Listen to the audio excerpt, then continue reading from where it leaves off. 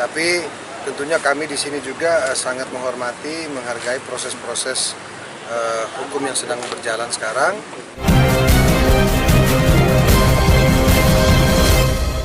Pemberitaan Gimana? soal adik yang ditahan Iya. seperti apa? Ya, adik saya kebetulan kemarin itu dapat cobaan. Kami keluarga tentunya tetap berusaha untuk memberikan support, memberikan dukungan. Kita sih berharap bahwa adik saya Helmi ini memang kebetulan berada di tempat dan waktu yang salah, sehingga kami tetap optimis mudah-mudahan persoalan ini akan bisa diselesaikan dengan baik. Tapi tentunya kami di sini juga sangat menghormati, menghargai proses-proses hukum yang sedang berjalan sekarang.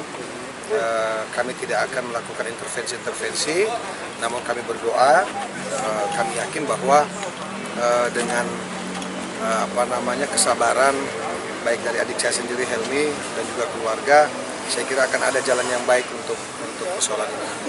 Tapi keluarga udah nengokin belum sih Adil? Kebetulan saya udah sempat datang waktu itu, dan memang karena aturannya belum boleh dibesuk dengan alasan protokol kesehatan, saya kira harus kita hormati juga, dan memang suasananya sedang pandemi.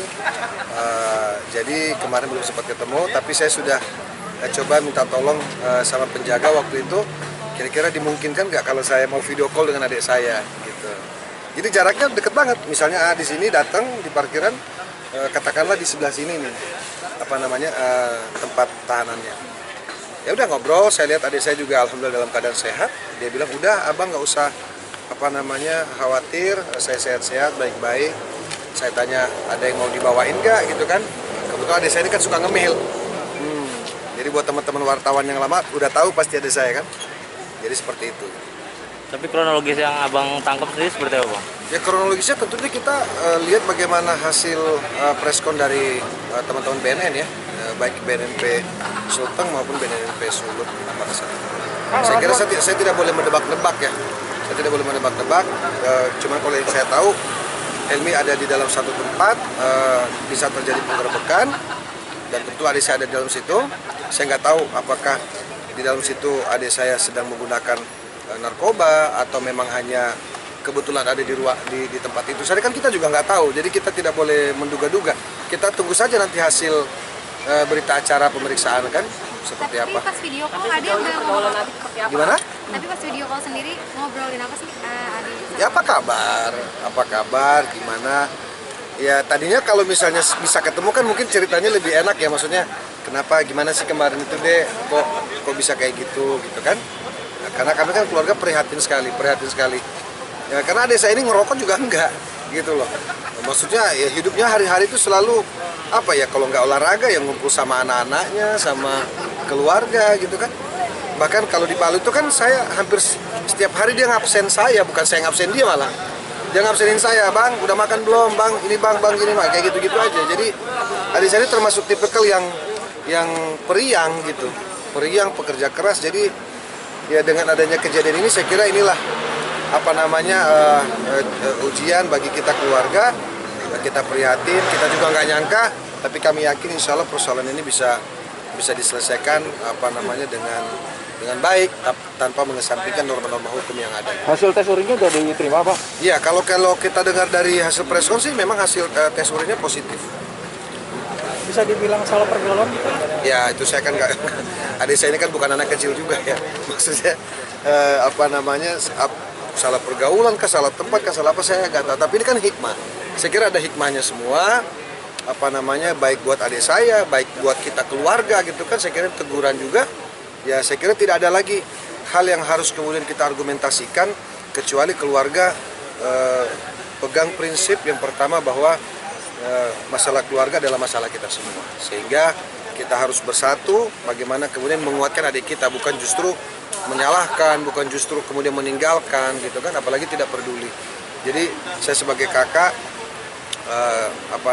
tetap pasang semangat untuk adik saya gitu kan, tetap kita harus siap apapun yang terjadi buat bagaimana adik kita ini kemudian bisa menyelesaikan persoalan dengan baik. Orang tua sendiri seperti apa? Sudah tahu semua. Ya alhamdulillah ya Pak, mana ada sih orang tua nggak sedih lihat pemberitaan seperti ini, pasti sedih. Ya, saya sebagai kakak yang dituakan gitu kan, ya artinya ya apa ya, maksudnya ya kita berusaha untuk menenangkan orang tua lah. Udah papi mami tenang aja, kita ini biarlah kami ini anak-anak yang mengurus kan, seperti itu. Aman? Untuk keluarga di ponakan dari Asia, terus istri dari Helmi. adiknya. Iya, istrinya ponakan-ponakan saya, anak-anaknya Helmi, ya alhamdulillah sih saya kira saya sudah panggil, saya sudah ngobrol gitu kan, termasuk sama mertua juga, mertua beliau, saya sudah ngobrol. Ya kata-kata saya cuma satu, bahwa kita sedang diuji, kita sedang dicoba, apapun alasannya kita tentunya harus berada yang paling depan, memberikan dukungan dan support. Persoalan salah atau benar itu kan urusan nanti melihat proses hukum yang ada. Ya, katakanlah kalau memang ini nanti sampai ke pengadilan misalnya gitu kan, ya kita lihat kan nanti hasilnya seperti apa gitu. Ini kan masih berproses, pemeriksaan masih berproses. Kita hormati itu, pastikan butuh waktu. Ya memang ada yang berbeda kan, biasanya tiap hari ketemu, tiba-tiba sekarang adik saya, ayahnya ponakan saya ini kan tiba-tiba nggak ketemu. Ya pasti kaget lah anak-anaknya juga.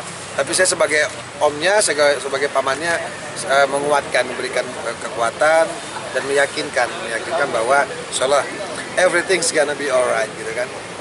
Akan bolak-balik ke sana untuk ngecek atau gimana? Kemana nih? Untuk adik sendiri. Ya pasti lah, pasti. Kita kan keluarga bergantian, nengokin, bawain makanan, bawain yang dia perluin gitu kan. Seperti itu kan, adik saya ini kan agak buncit gitu kan, agak buncit biasanya kan. Maksudnya ya beda lah sama lu kan, kalau lu kan buncit banget, kalau dia buncit gitu.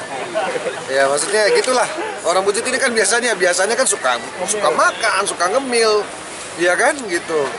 Ada cemilan-cemilan khusus misalnya kan coklat ke apakah gitu, kayak gitu lah. Jadi ya justru ini saya lihat kejadian ini justru kita keluarga tadi sibuk masing-masing, sibuk tiba-tiba ngumpul nih gara-gara ini nih. Wah itu ada kita lagi gitu, ayo dia perlu apa sih, kayak gitu. Jadi ya ada hikmahnya lah. Dan nunjuk pengacara juga. Itu kan kembali kepada adik saya sendiri, kan nanti dia yang harus bertanda tangan untuk penguasaan itu kan, penguasaan sebagai penasihat hukum gitu kan. Jadi dia nanti ya, kalau kami sih pada prinsip keluarga siap kalau memang nanti adik saya meminta untuk coba tolong dicariin katakanlah penasihat hukum atau apa gitu kan. Katakan biar bagaimanapun nanti harus adik saya yang serak dengan PH-nya gitu kan. Bukan kita yang serak, harus dia yang serak. Jadi sejauh ini belum didampingi. Setahu saya belum.